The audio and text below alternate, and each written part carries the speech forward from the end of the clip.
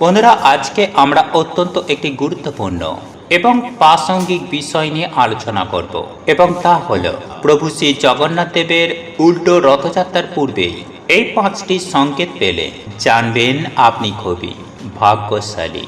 এবং এই সংকেত পাওয়ার অর্থ হলো আপনি খুব শীঘ্রই প্রভু শ্রী জগন্নাথ দেবের আশীর্বাদে আপনি অত্যন্ত ভাগ্যশালী হতে চলেছেন, তথা আপনার পরিবার এবং আপনার সংসারে সুখ, শান্তি, সমৃদ্ধি এবং ধনধান্যে পরিপূর্ণ হতে চলেছে। দেখুন বন্ধুরা, আমাদের প্রত্যেকের জীবন সুখ এবং দুঃখ এই দুটো বিষয়কে কেন্দ্র করেই কিন্তু জীবনে এগিয়ে যেতে হয়। সুতরাং এটাই চরম সত্য, আর এটা আমাদের প্রত্যেককেই মেনে নিতে হবে।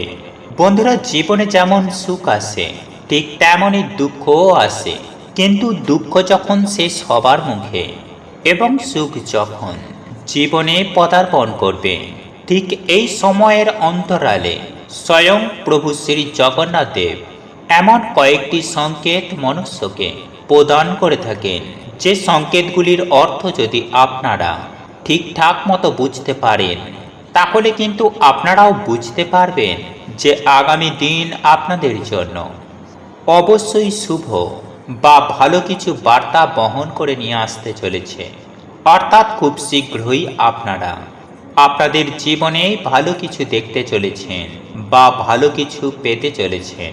দেখুন বন্ধুরা, অনুষ্ঠিত হবে এবছরের উল্টো রথযাত্রা, আর এর পূর্বে যদি আপনারা এই কয়েকটি সংকেত পেয়ে থাকেন, তাহলে কিন্তু ভুল করেও কাউকে আপনারা এই সংকেতগুলি সম্পর্কে বলবেন না, নতুবা সংকেতগুলির শুভ ফল আপনাদের কিন্তু নষ্ট হয়ে যাবে।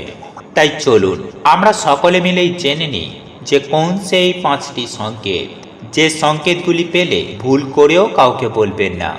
এবং এই সংকেতের অর্থ হল আপনারা কোনো সাধারণ মানুষ নন, আপনাদের ওপরে রয়েছে দৈবিক কৃপাদৃষ্টি। তাই এই প্রসঙ্গে বিস্তারিত জানার আগে আপনাদের বলে রাখি, আপনি যদি আমাদের এই চ্যানেলে নতুন হয়ে থাকেন, তাহলে চ্যানেলটি অবশ্যই সাবস্ক্রাইব করুন এবং পাশে থাকা নোটিফিকেশন বেল আইকনটি ক্লিক করুন, কারণ আমি বিভিন্ন প্রকার তন্ত্র মন্ত্র, বশীকরণ, টোটকা, বাস্তু টিপস, জ্যোতিষশাস্ত্র, পুজো আরাধনা এবং ব্ল্যাক ম্যাজিক করা নিয়ে নিত্য নতুন ভিডিও আপলোড করে থাকি, যা প্রয়োগ করার মাধ্যমে আপনার জীবনে থাকা সকল প্রকার সমস্যার সমাধান হয়ে যাবে। চলুন এইবার মূল আলোচনায় প্রবেশ করা যাক। তবে মূল আলোচনায় প্রবেশ করার আগে আপনারা যদি প্রভু শ্রী জগন্নাথ দেবের আশীর্বাদে জীবনে সুখ, শান্তি, সমৃদ্ধি লাভ করতে চান, তাহলে জয় প্রভু শ্রী জগন্নাথ দেবের জয় লিখে কমেন্ট অবশ্যই করবেন। বন্ধুরা, আমি সবার প্রথমেই যে সংকেতটির কথা বলবো তা হলো, বন্ধুরা, এই আষাঢ় মাস চলাকালীন উল্টো রথযাত্রার পূর্বেই আপনারা যদি দেখেন আপনাদের গৃহ চত্বরে প্রচুর পরিমাণে কালো পিঁপড়ে বৃদ্ধি পেয়েছে, বা কালো পিঁপড়ে মুখে করে কোনো খাবার নিয়ে যাচ্ছে, তাহলে আপনারা নিশ্চিত হতে পারেন যে অর্থ যেখান থেকেই হোক না কেন আপনাদের হাতে আসবে। ধনধান্যের পরিমাণ আপনাদের জীবনে প্রচুর পরিমাণে বৃদ্ধি হতে চলেছে। সেটা লটারির মাধ্যমে হতে পারে, বা কারোর কাছে আপনি প্রচুর টাকা ধার দিয়েছেন, সেই টাকাও আপনারা ফেরত পেতে পারেন যদি এই রূপ সংকেত যদি আপনারা পান। এক কথায় বললে আপনাদের জীবনে অর্থপ্রাপ্তির যোগ অত্যন্ত পরিমাণে সৃষ্টি হবে যদি আপনারা এই রূপ কোনো দৃশ্য নিজের গৃহে দেখেন, যে কালো পিঁপড়ে মুখে করে খাবার নিয়ে যাচ্ছে, অথচ লাইন দিয়ে আপনার ঘরের ভেতরে ঘোরাঘুরি করছে।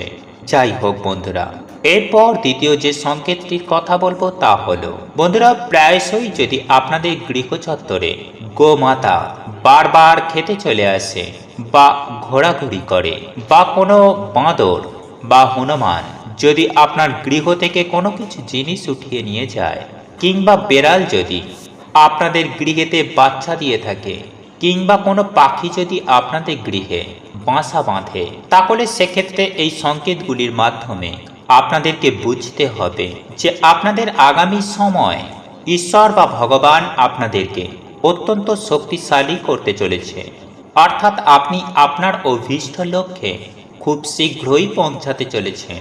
বন্ধুরা এরপর তৃতীয় যে সংকেতটির কথা বলবো তা হলো বন্ধুরা উল্টো রথযাত্রার মধ্যে আপনাদের যদি ভোর 3টে থেকে 5টার মধ্যে হঠাৎ করেই ঘুম ভেঙে যায় এবং এই ঘটনাটি যদি বারংবার আপনাদের সঙ্গে ঘটতে থাকে তাহলে আপনাকে বুঝতে হবে যে স্বয়ং ভগবান আপনাদেরকে বিশেষ কিছু শুভ ইঙ্গিত করছে।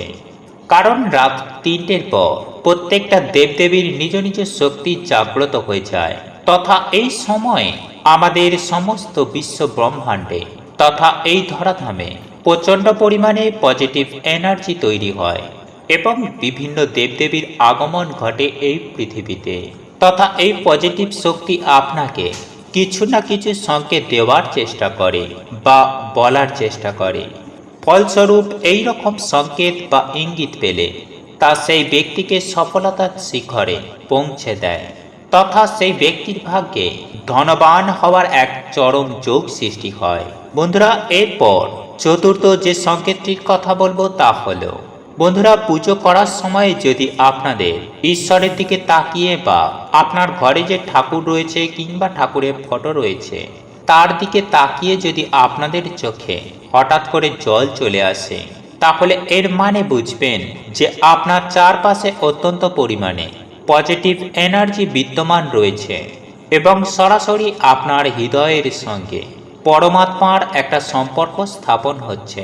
এই কারণেই ঈশ্বরের দিকে তাকিয়ে আপনাদের চোখ থেকে জল চলে আসে। বন্ধুরা মন যখন অত্যন্ত শান্ত থাকে তখনই কিন্তু আত্মার সঙ্গে পরমাত্মার মিলন হয় এবং সেই মিলনের সন্ধিক্ষণে আমাদের শরীরের ইন্দ্রিয় অত্যন্ত অ্যাক্টিভ হয়ে ওঠে যার ফলে অত্যন্ত ভাববতার কারণে বা আবেগের কারণে আমাদের চোখে জল চলে আসে।